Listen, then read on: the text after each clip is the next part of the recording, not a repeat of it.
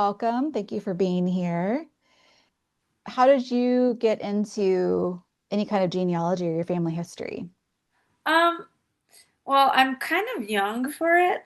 I feel like my after my grandparents died, both my grandfathers have been dead for pretty much my whole life, but my grandmothers died in my mid 20s, and I just felt really like they held together our family. And that's and when they passed away, I just felt like I was like mourning for that like familial connection. And so I had known my uncle on my father's side, he had done a lot of research already. I forget the woman's name. I would have to pull it up, but he hired a lady who does genealogy research in New Mexico, and so I have on my dad's side back into the 1600s, like Nice. that. And then I was like, well, I don't know much about my mother's side, and so I kind of got on like the family search and like looking through records, and a lot of it's already been linked. I've just been going Hmm. through confirming, like as far as I know. Um, and then I've done things like my grandmother on my mom's side. I knew she was raised in Anton Chico area, and so like I got her baptismal record from the church there. And so I've just been doing like little things. My grandmother's a few of her siblings are still alive. My Oh, uncle cool. my uncle's 97. Oh, He lives in Pueblo. I'm gonna go visit him probably in a week or two to ask him questions. But her other sister who lives in Colorado Springs, she gave me a photo. She gave me some photos of them from when they were children, and then they have photos of their mother when their mother was a child. And so I'm starting to just acquire all of these things and slowly get through it. But it just started because I just felt like that disconnection. Um, Both of my grandmothers in our home, I grew up in my grandmother's home. It was very much like New Mexico style Spanish that she spoke, um, and like the same style of cooking. And so when I've traveled other places, I'm like, oh, I'll get Mexican food. And I'm like, that's very different than what I remembered. Um, and so it just got me interested in it, and I've just been digging down the rabbit hole. oh well, I think probably a lot of people would be jealous because they wish, I think I was about 30 when I got started. Unfortunately, I'm like the very youngest of like youngest of youngest. So I didn't have a whole lot of elders to talk to. I found a few.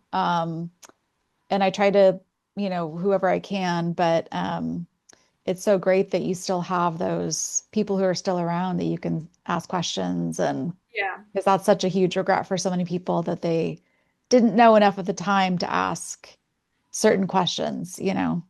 Yeah. It's been good. I mean, and I don't know, I could probably, if you at some point I could probably share some of the photos, but like that's my great Nice. grandmother like Oh, here, and I have a picture of my grandmother and her sister outside of a schoolhouse in Anton Chico. cool.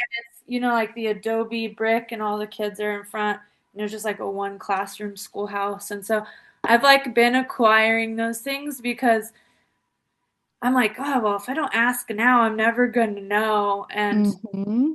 what use is a picture if someone passes away and you have this? I mean, if you have no context to the picture, it's meaningless. Yeah, exactly. And then unfortunately, they can get donated or tossed out, and yeah, that's heartbreaking.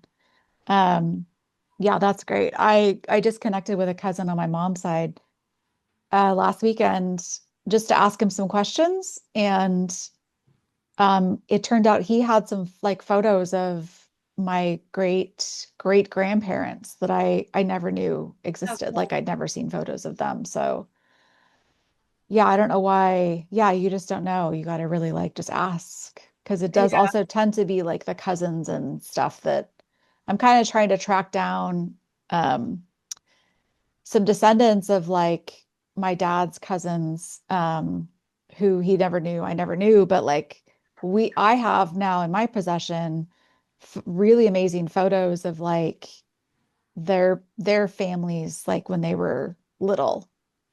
Um because the families don't necessarily have those themselves. You don't really like keep photos of yourself, but like you would send those to your relatives, you know. So Yeah. like I'm the relative who has those, and I don't even know if they have seen those photos. So that's great that you're doing that and that you're willing to share too.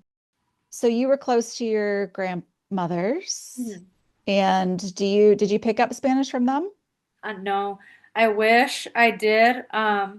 But well, so this is why I had originally emailed you was the episode, I forget the woman's name you were interviewing, but she brought up Rocky Ford, Colorado. So that's where I grew up. That's the town I grew up in.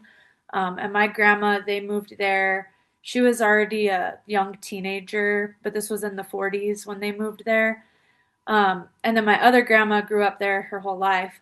But they Mm. were telling me, like, when they were little and they were growing up there, they would get beaten for speaking Spanish. And so they never taught any of not my mom or not on my dad's side, none of the kids learned Spanish. It was like shameful. You were a poor Mexican or you were whatever judged.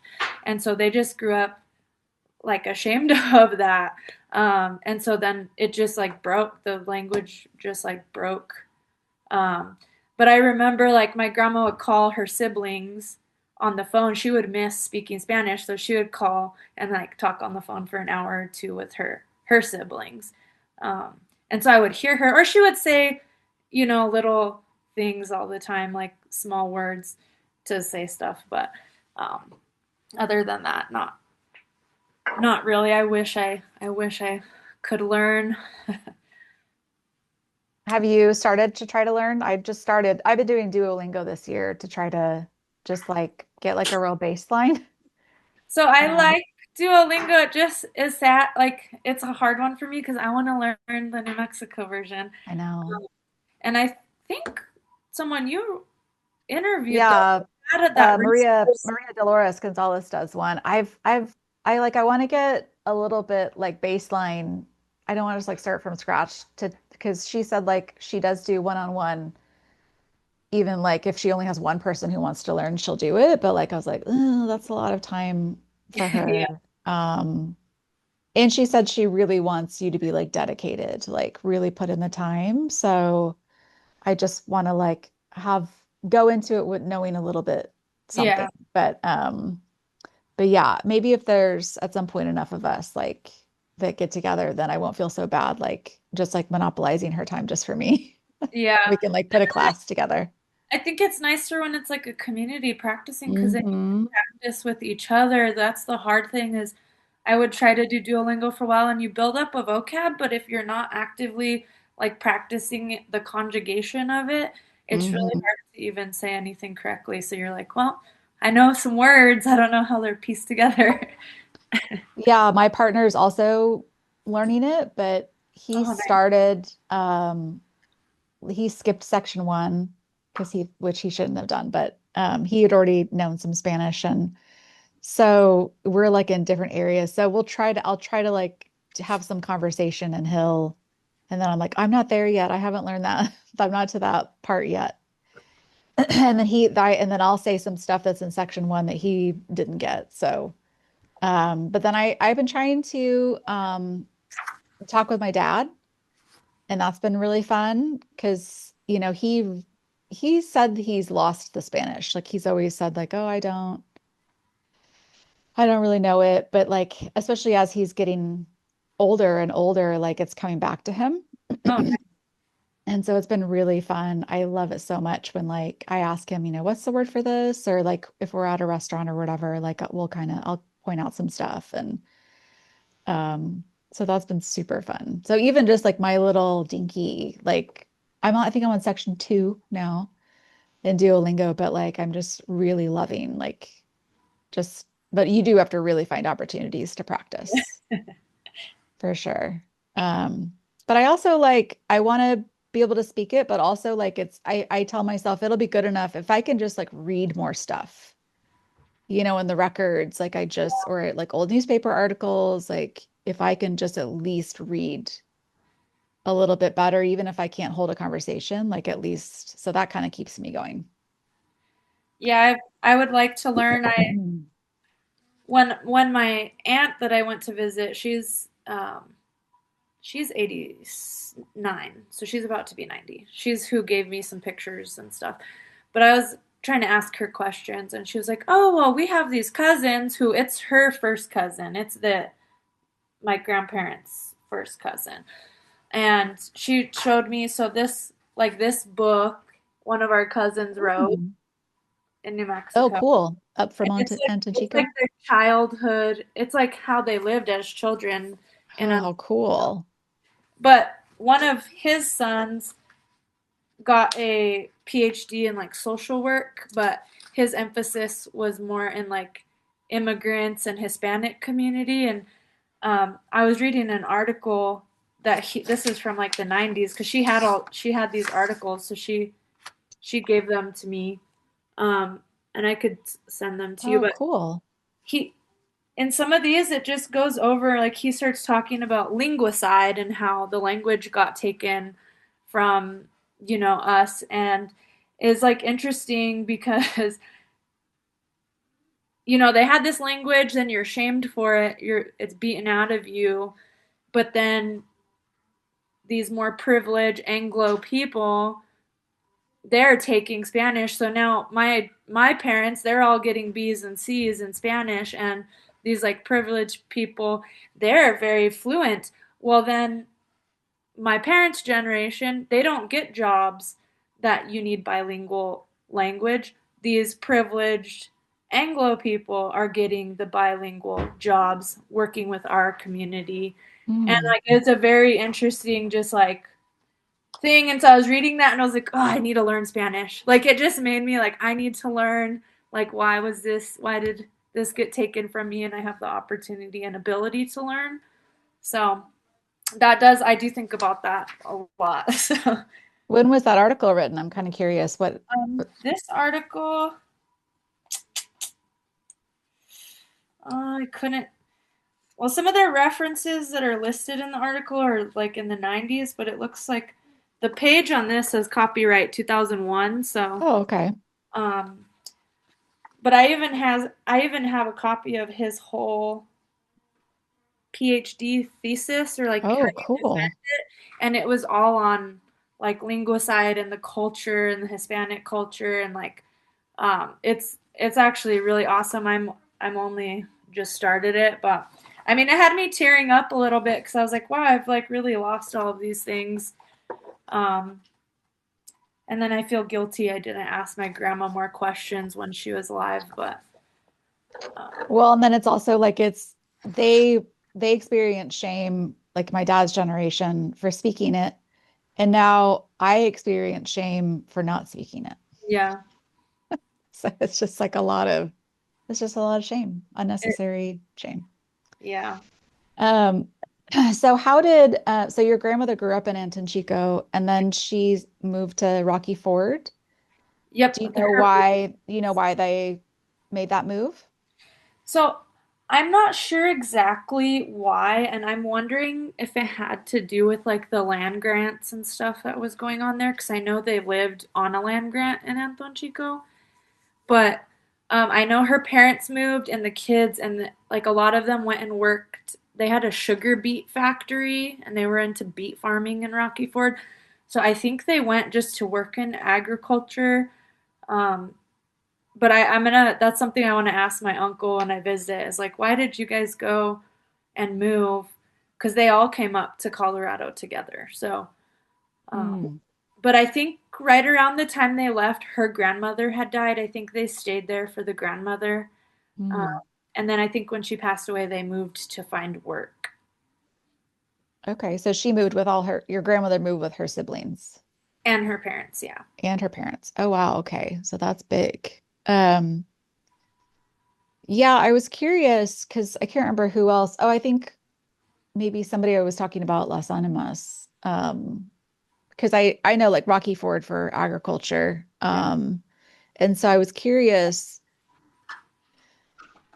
was it you that told me that there were like two different movie theaters? Yes. So that's what my grandma had said. And I need to go. I actually was just reaching out to the Rocky Ford. They have a museum there.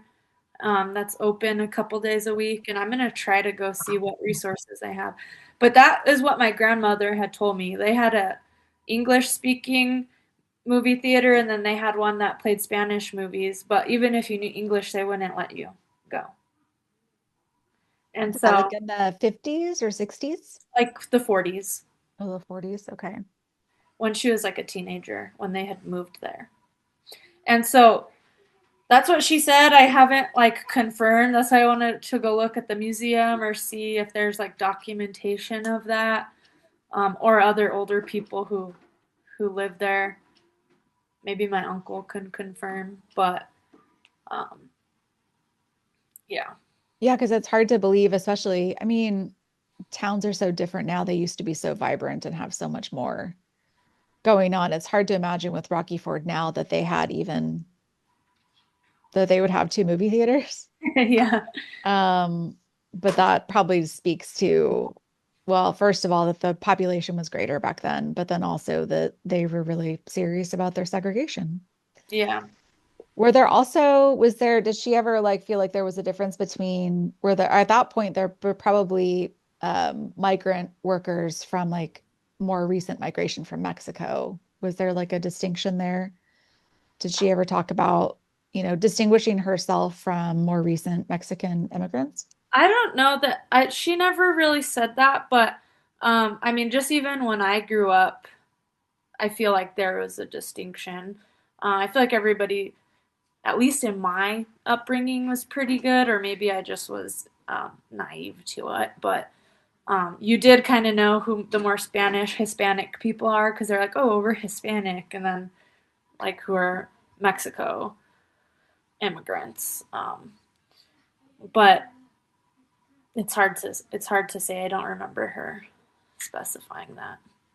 I was just telling you, I'm trying to do even just like an hour or so at a time. So this week I went into my a guy that my grandmother lived with and was like common law. Like she actually used his last name as hers on a record. But they were never married, but they lived together, I think for, 5, 8 years or something like that. So I was just kind of looking him up because there's a somebody who's running for office near me that has that same last name. And it's pretty uncommon. So I'm kind of curious to see if there's a connection there. But um, he was from Mexico. And it's just like, again, my grandmother was apparently like very prejudiced against Mexicans. She would like really warn my dad and his siblings against hanging out with them. And some, I don't know if you'd call it xenophobia, or I'm sure there were a lot of factors there, um, but then it was just so interesting. Then she was with, because then the man that she ended up being with for like 50 years was also from Mexico. So I don't know if, I guess, do as I say, not what I do, maybe, but, or maybe she got over her prejudice as What years was went what by. was her ethnicity or She was Hispano, but so she definitely saw a difference between, our culture and the more recent Mexican well, I just immigrants. learned the other day I was on like Family Search and I was looking at census records, um, and this was maybe 3 generations above my grandma. But I was looking at census records how some of them it'll say like Espanol or some will say mestiza. And I was like looking up that term, and I guess that's like a Spanish colonizing system of where you're like ranked based on how close to Spain your blood is or whatever. And I had never heard that until the other day. And I was like, wow, that's gross, but interesting to learn. But some of my people, like my great, great, great, whatever, grandfather, that's was on their census, is that's what they like listed themselves as. So I wonder if it's just like that carried on. Yeah, totally. Like you Yeah. is what carried on. Yeah, an older episode that I did was an interview with Dr. Undiano, who's a professor nearby here. he talked about the casta system and Mhm. like those sort of even like charts that they would illustrate. If you had like this much um, African ancestry, I mean, all perceived by your skin color for the most part. But Espanol was like I think the top. That was that you had all of your parents came, or both your parents had come from Spain was like the highest level in the society in this caste system that they had, you know. It's So very it's so very interesting. interesting to see that. I never know. It's like it's definitely passed down from that, and then also, I guess that around when they were trying to get statehood for New Mexico, they really tried to associate themselves so much with like their European ancestry. So that's when a lot of like the Spanish, like, oh no, we're from Spain. Gotcha. And so it's interesting to me that that was like a political strategy to try to get statehood for New Mexico, but that my grandmother was was impacted Yeah. by that narrative. That's really interesting that carried that far that she had that perceived identity, but a lot of them did. And then, it's like a typical sort of like proximity to power, like wanting to um, distance yourself from your more marginalized Hmm. ancestors or family members so that you can, I think that's a common survival strategy, really, for them, which was sad. Um, so that side, and then your other side were already in Rocky Ford. Your other grandmother was from there. Do you know where she was from? What did you discover about her?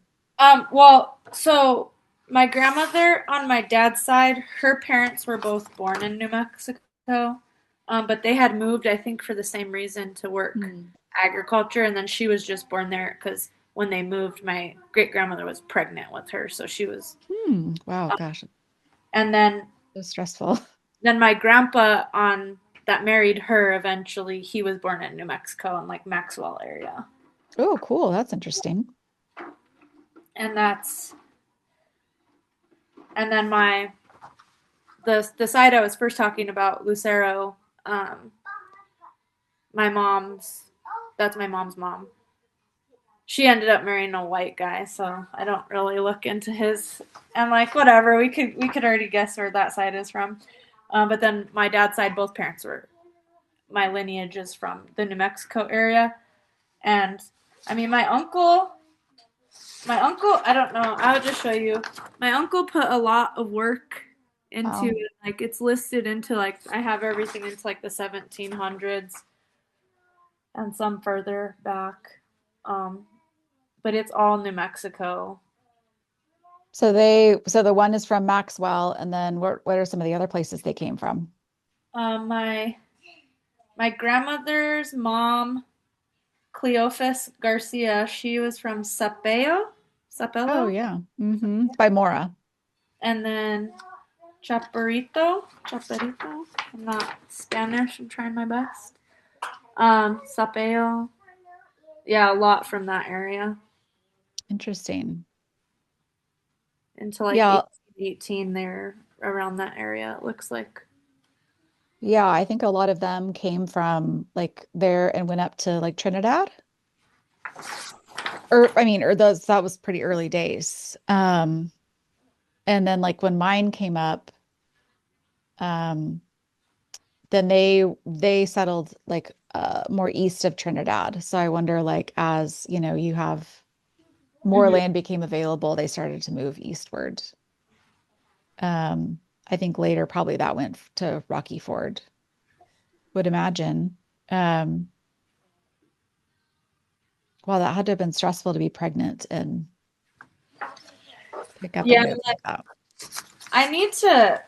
I think my dad's side. I think they have a few siblings alive still that I might also reach out to try to get personal stories from them. I'm more Mhm. close with my mom's side, um, as far as extended relatives go. But it would be interesting to figure out maybe like why did you guys leave there? um, but yeah. Do you have a way to record them? Like an app Um, on your phone or something? well, I might try. That's what when I go visit my uncle, I'm gonna ask him if I could record because hopefully he says that's okay. Um, and luckily, they're all very mentally sharp. That was Wow. even when my grandma passed away. Like she was mentally sharp, so they'll have good. Even though he's 97, they remember. Ugh. They'll be like calling out names from childhood of people they grew up. Oh yeah, that's this person. I'm like, well, at least I know I'll have my mental capacities with me. That's great. Huge. Well, see if he'll do the podcast. I'd love to interview him. Okay, I will ask. Especially, I don't know if so a lot of my family's from Pueblo. Oh, So I'm really curious. Love to hear somebody who was from Pueblo if he lived there like more of his life. he's lived there. Well, I mean, at least probably since the 50s or 60s. Oh, wow. After they moved to Colorado, then he moved to Pueblo, and and then my grandma, I think, is the only one who stayed in Rocky Ford, and her other siblings all moved to Springs. Um, and then their other brother that's still alive moved to North Carolina, and he's who gave me this picture of his grandmother, that one I showed earlier. But and I just wrote him a letter because I was like wanting to correspond and see if I could get any other good stories. Yeah, good for you. So, what do you remember? Like, what kind of food did your grandma make when you were growing up?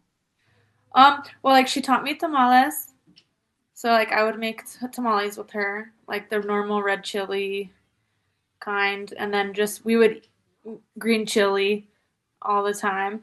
And I didn't know that was a regional thing. And then I like went out of the state. And I'm like, you've never heard of green chili? I'm like, how is that? And obviously the Colorado, New Mexico green chili argument. Yeah, where did she land? Um, I she liked all the green chili, but I remember I would go with her and we would just go to the field and we would pick our own green chili and Oh my gosh.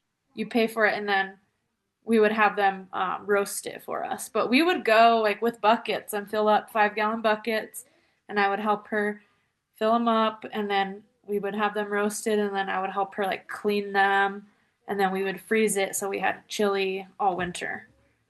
Um, and so I remember that, and like just normal red chili, like enchiladas, Spanish rice, all that stuff. But when I moved, I lived in El Paso for a little bit, and I was like, oh, great, I'm gonna have great Mexican food.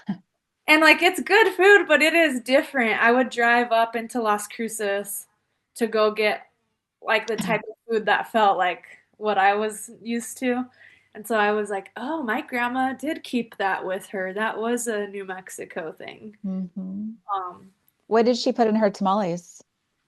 we just did pork and red chili. Hmm. Um, that's what I like. So, And she roasted it herself, or was there like someone in town who would roast it? we'd go to like the farmer markets, and then you pick your own, and then they have those big So roasters. cool. But we have done it in the oven before by ourselves, Hmm. but it's way better if someone else does it for you. It's easier. Do you still have her recipes that you're able to, or do you just remember? Yeah, I just helped her a lot, so it's kind of easy for tamales is pretty easy, and then any other red chili is since I've done it so much, you just kind of do it. I probably should write it down so I could show Yeah, my you daughter when should. she grows up. But and yeah, she made homemade tortillas all the time, and then she would eat, oh, what's it called? And I don't know if that was just a Hispanic culture thing or a New Mexico thing, but it's like porridge, but it's like blue corn masa porridge. Atole? Yeah, and she would eat that, and I was like, always be like, what are you eating? Like, it looks so weird. And then now that I'm older, I'm like, oh, I should have actually asked her more and tried it more. And so she ate stuff like that. That's not typical, you don't see typically. And I Yeah, don't, I guess my that dad said that they would get it too. So I did get some when we were in New Mexico, and I still haven't made some for him. I need to get that out of the cabinet and make some for him. So that is like a New Mexico thing? Hmm. Okay, so she kept that with her too then. There's, yeah, some other things like that. Or she'd cook like eggs and red chili, and she did some, I don't know, it was, I don't remember what it's called. I wish I paid more attention. But the atole was like, Hmm. what is that? She never had you try it? I was little and I would just be like, I don't think I would. What are you? It's not supposed to be that color. So you grew up in Rocky Ford. Like, did you like go on field trips to like Bent's Fort or Yeah. like Boggsville and stuff like that? So I don't know what Boggsville is, but definitely I've been to Bent's Fort a bunch of times. And it's been fun, but I've heard they do kind of don't tell things as truthfully. It's kind of the colonized side of things, but I don't know what the truth is to that. But So Bent's Fort, when you were younger, did you have like any like feel like any connection to those places or like in terms of like the Hispano presence there, or was it just sort of like um, basic Colorado history stuff? yeah, like for me, I didn't put much thought into it, I guess, at the time. I'm just like, okay, so what? But then now that I grew up and am learning more, I think it's hard because the community is mostly like white farmer people, and you don't realize, I didn't realize the kind of, I wouldn't say it's like blatant racism, but just there is like a definite divide of who you hang out with or Mm. like how you're perceived and stuff. And I didn't realize any of that until I was like learning about this really. Um, but I have felt a yearning to go to New Mexico. I want to go to that church is still there. I want to go to a mass at the church my grandma would go to and just go. I've been camping in New Mexico and I'm like, why did they ever leave? Like, who would leave here? It's so beautiful. I love New Mexico. So I'm like, how do I get there? That's what I want to do. Yeah, I hear you. I feel the same. Yeah, well, even before I knew, because I didn't know anything about my ancestry until like 2012. So like I discovered New Mexico before then. Yeah, we'd camp or whatever, and just was just so in love with it, like without realizing I had any kind of connection to it at all. I just thought it was beautiful. But yeah, but the first place I knew that they had settled was like far northeastern New Mexico, which is very dry Yeah. and very dusty and then but they moved there from Mora, the Mora Valley, which is like And green and lush and beautiful. where is Mora? Because like I've heard you mention, I guess I should Google it. And there is Mora County on some of my family's stuff. But what is Mm. it near Albuquerque? Is it near where? No, it would be closer to Taos. Oh, okay.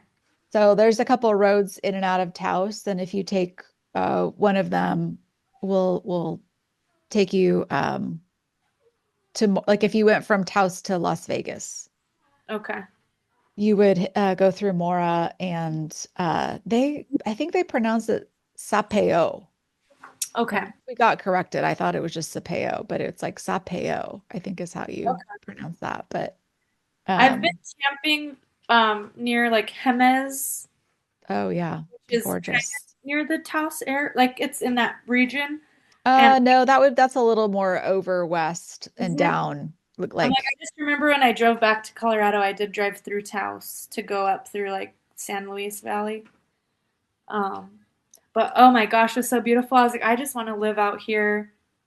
I'll just stay out here and hide from everybody. It's so great. yeah, I know. It's just hard to, we were especially curious going from Mora. The Mora Valley is so beautiful and lush and gorgeous and lots of water sources. I mean, sort of, compared to northeastern New Mexico.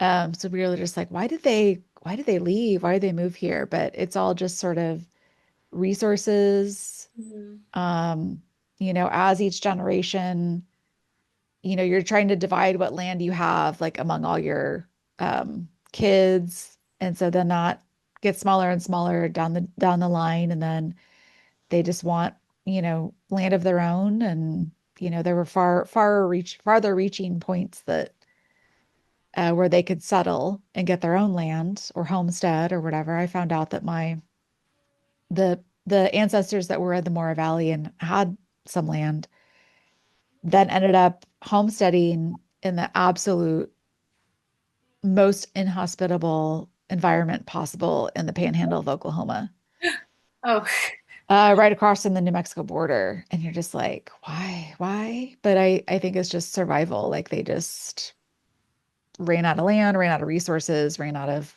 access to water, access to grazing land, like, and just had to go search for more. And I'm sure for like your Rocky Ford folks, like it was about jobs back yeah. then. Yeah. It was interesting reading this book that I was talking about, the Up from Anton Chico, because they grew up as kids. The man who wrote this grew up as children alongside my grandma and her siblings. So Mm. this is their childhood. And a lot of his stories line up with like how my grandma said they were raised because they had like a orchard farm set up so they'd grow all their food. Um, the girls would all help like can everything. They had a root cellar, and she like would tell me how like they would grow like lettuce or carrots or whatever it was that they were growing that are like more roots, and they would like layer them with sand, I guess. So like as winter goes on, you just dig through and deepen in the sand and it like insulates it. I'm not sure. She would like tell me that that's how they did it. Um, because I would ask her sometimes, like, Grandma, have you ever killed a chicken? Because, I go to the grocery store. I don't. She's like, oh, yeah, we would just step on their head and whack it with the axe. She's like, oh, yeah, like yeah, you'd have to eat it. And I'm just like, wow, I'm impressed with you. Like, that's crazy. But that's how they grew up until they went to Rocky Ford, but they had like a horse and a little wagon and they do all their work out there and all the kids would help. And then when they went to Rocky Ford, then they like rented an actual like an actual house in town, Mm. participated in the community more. But in Anton Chico, it was like a homestead. And from my understanding, they were all just living on a land grant and like nothing was anybody's really. They would all graze their animals there. They would all get firewood. It was kind of like, and then they'd go up into town for church at the Anton Chico um, Catholic church. So they grew up doing that. And that was interesting because I can't imagine living like that. It sounds interesting. I was just so there's a podcast stuff you should know. I don't know if you ever listened to it, but I finally listened to this episode I've had downloaded forever in my queue about the fencing of the commons. And I just listened to the first part of it so far, but it's basically like you have common areas where like everybody can access the water and the woods and grazing and that kind of stuff. And then when this has happened all over, like they start by talking about like William the Conqueror and stuff in England. Um, that when you started to have like where you're fencing off that land, and so people like cutting off access and like cutting off that kind of more communal living or way to survive, like how to make your living, um,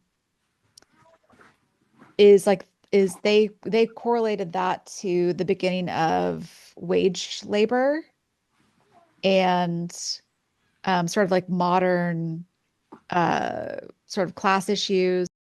I mean, it made me think about like our ancestors, and I don't know if they're going to talk about, other countries or cultures or whatever, but it sounds like that's what happened, either with our land grants, were taken away or divvied up or whatever, or like, I mean, it's still going on. Like I think in the San Luis Valley, they've had a big court case, like trying to get, there's a very wealthy landowner who's fenced his property and it's cutting off access for all kinds of stuff, like not just communal property, but also like wildlife migrations and stuff like that. Um, really changes people's way of life. So, Mhm. like, if people don't have access to water, access to grazing land or whatever, like, that's such a culture societal shift because, going from more even like just like an ideological, like, all of this belongs to all of us. Like, Mhm. we're interdependent, we're communal, we realize there's a recognition that this benefits all of us.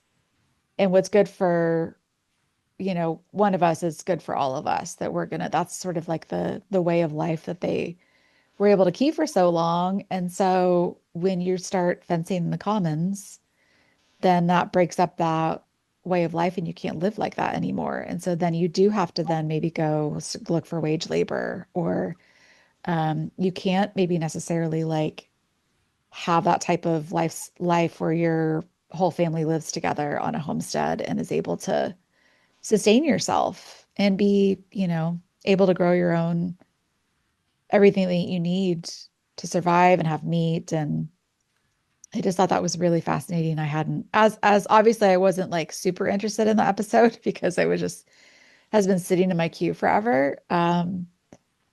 But that really is huge, especially big consequences for our people because so many of them, like with the sheep, um, all the sheep grazing that they did, like all the way up into Colorado, all the way up into like Wyoming, um, to have that kind of access cut off was really, and that's like a larger one, but even just like something like your access to the river Mhm. or the Yeah. irrigation system or whatever, that's gonna mean that maybe you can't survive in that way anymore and you have to do something different.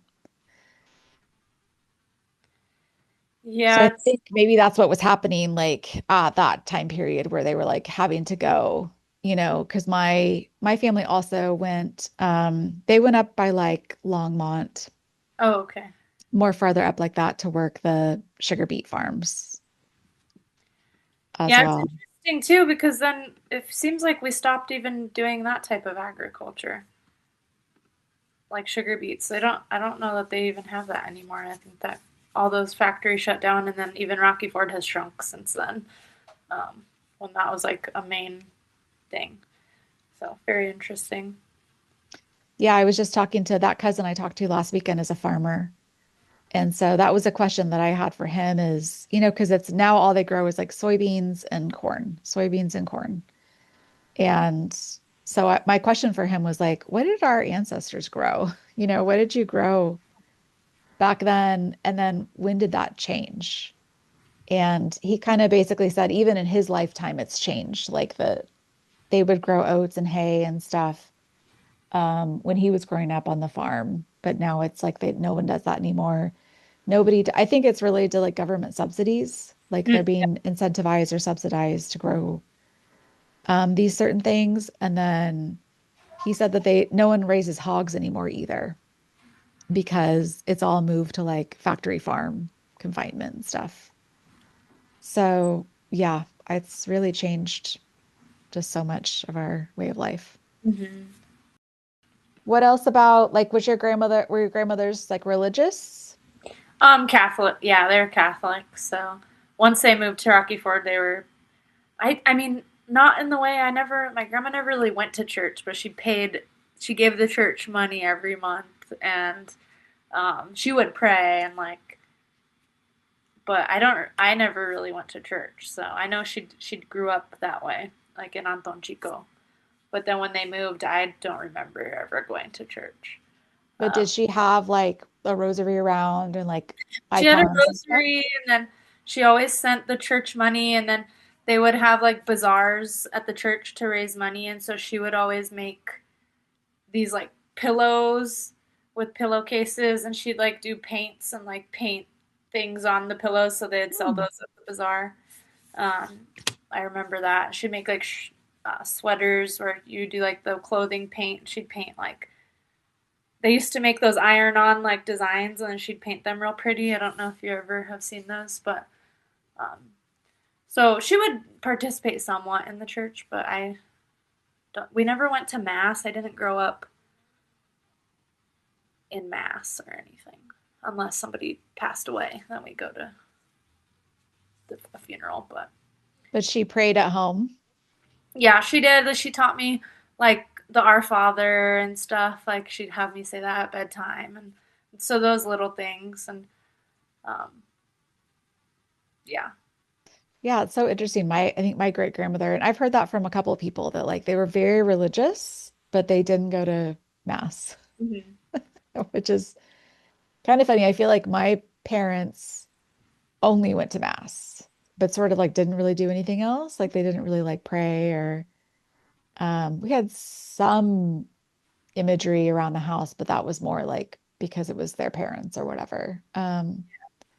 Yeah, so that's interesting to me that I want kind of want to know if anybody knows like the reason for that, like why they were very devout and religious, but like didn't go to actually go to mass or go to church. yeah. I'm not sure. I know she like she gave them money every month to help, and she taught me to pray at bedtime.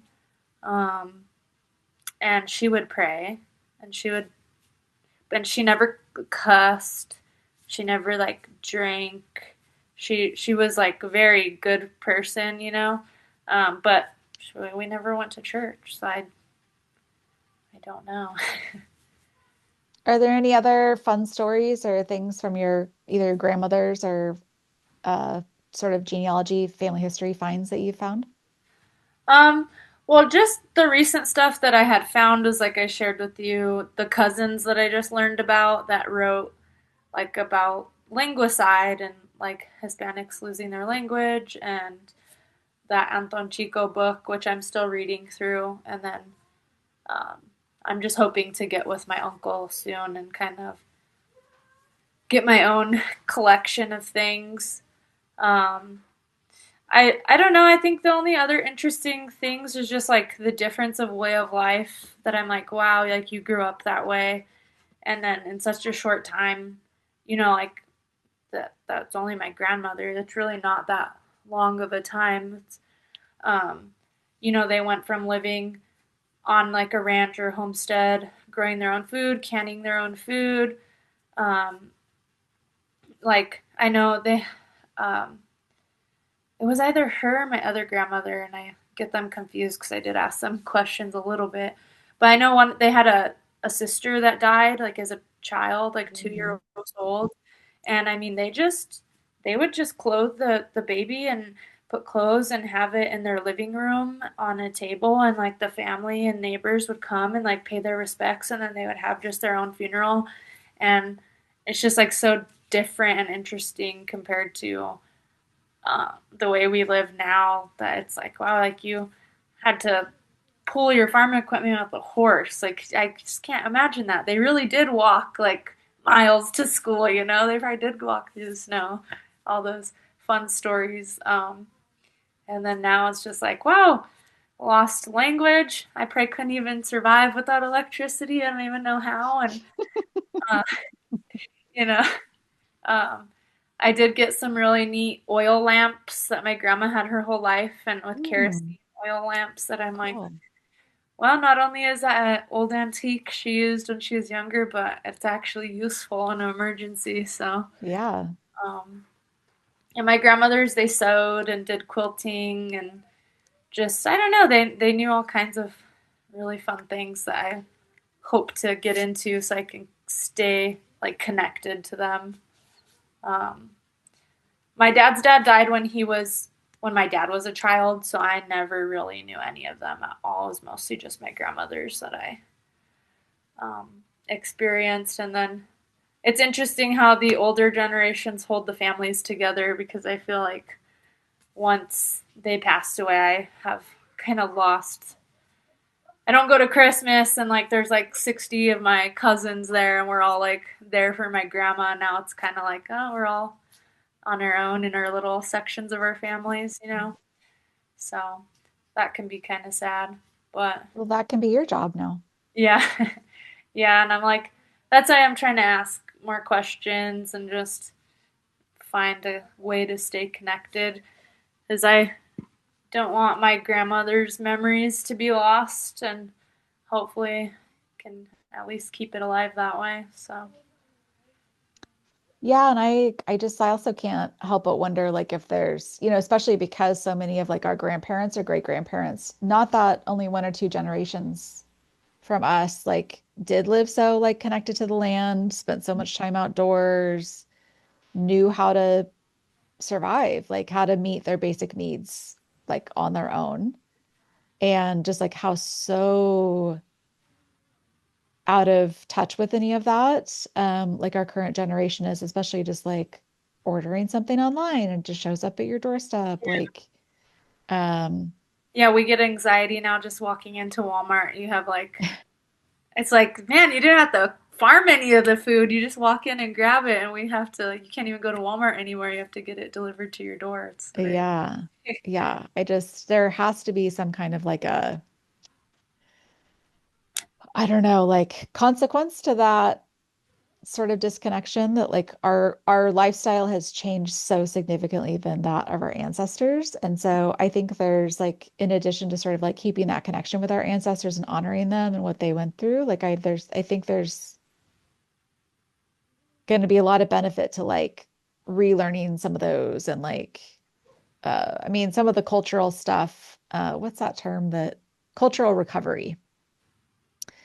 But also even just for like our survival, like I think we really do need to like figure out how to grow our own food and Even yeah, even if it's like my grandma baked bread all the time, that's one thing. Bread and tortillas are one thing where it's like, okay, if the internet went out right now and I had to cook something without Googling a recipe, would I even be able to like make it? Probably not. I mean, maybe I could figure it out kind of close. I probably could, but it probably wouldn't be very good. Um, but just like baking or making anything by yourself, it's like, I don't know. It's very interesting. yeah, But I'm trying to figure out the tortilla thing because I got a recipe and then I was trying to figure out like, okay, so you put this all together and then you sort of like either roll it or kind of flatten it and then you just put it like in a what did your grandmother use? Did she use a cast iron skillet or something else? well, like a comal, Okay. which is basically like a flat cast iron kind of thing. But she never made corn tortillas. But I have friends who their family was more from Mexico, and they had like the corn press for like the corn tortillas. I have never done that. We would just buy the corn tortillas, but my grandma would make flour tortillas like all of the time, and we'd use a comal for that. And then I still have her like big. She has a big pot with like that leaf thing for tamales, Oh, cool. so I can.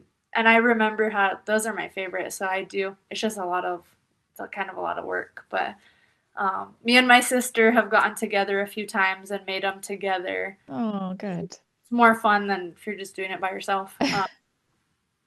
And me and my sister we've went and picked chili and cleaned it and prepped it so that we could each have some and freeze it. So we're trying to stay a little bit connected. My sister just moved to Washington and she's like, you have to mail me some chili.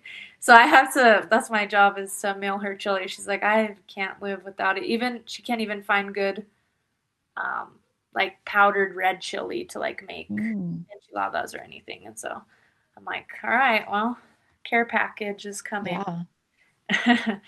um, if you're on Facebook, there's a New Mexico cooking Facebook page, and people will post their like homemade New Mexico recipes, and they'll show their Hmm. recipes and how to cook it. Just if you're interested in that, I've been learning some different things that my grandma would make, like you cook all the green chili and you brown the ground beef and then you cook it in potatoes and you make almost like Mm. a green chili stew. And I saw that recipe and it brought that memory back of like, oh, we did eat that when I was little. Wow. And so I've recreated that and Oh, great. that has been really nice to eat with a tortilla and I feel more connected to like the foods I ate growing up, um, which is nice.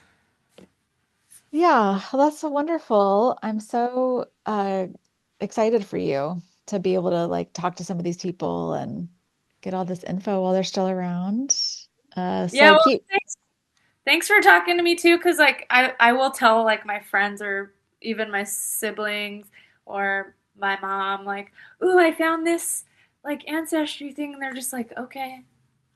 And I'm like, gee, nobody cares about this. So even to just share stories of somebody who's also on their journey of learning is is very nice to have that conversation. So yeah, well, keep us updated if you get the uncle to maybe record some stuff. That would be awesome. But you'll have to maybe come back and let us know what are some of the things you found out from some of your elders. definitely.